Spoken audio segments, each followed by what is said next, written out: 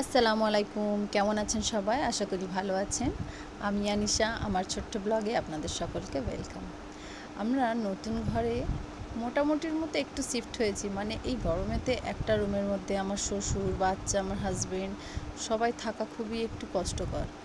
তাই আমি আমার হাজবেন্ড এবং আমার ছোট ছেলে আফিককে নিয়ে আমাদের নতুন ঘরে একটা তক্তপোশের উপর বিছানা করে এখানটা আছি। ঘরটা কেমন সাজিয়েছি আপনারা অবশ্যই কমেন্ট করে জানাবেন। যেহেতু ঘরের কাজ এখনও কমপ্লিট হয়নি, চেষ্টা করছি ইনশাআল্লাহ। একটু ফিনান্সিয়াল প্রবলেম আছে, ইনশাআল্লাহ যখনই টাকা পয়সা জোগাড় হয়ে যাবে আমরা তাড়াতাড়ি কাজটা শুরু করে দেব। যে এখানে আমার আচার, একটা বড় বারান্দা। চলুন দেখাই আজকে একটা জিনিস। আজকে আমার গাছেতে কুমড়ো, উচ্ছে, চিচিঙে সব হয়েছে। এই যে আমার দুষ্টু একটা মুরগি একটা ভিতরে বসে আছে, এই যে দুজন দুষ্টু, বড় দুষ্টু ওরা, একদম বাইরে বার হতে চায় না। চলুন দেখাই আমার কুমড়ো গাছে কি সুন্দর কুমড়ো হয়েছে। ছোট্ট ছোট্ট কুমড়ো ধরেছে, ইনশাআল্লাহ কুমড়োগুলো বড় হবে। দোয়া করবেন আমার কুমড়োর জন্য।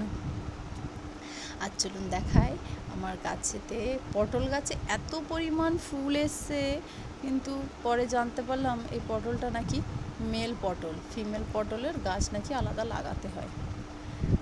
আর খুব সুন্দর সুন্দর মাশাআল্লাহ চিচিঙ্গে হয়েছে দেখুন।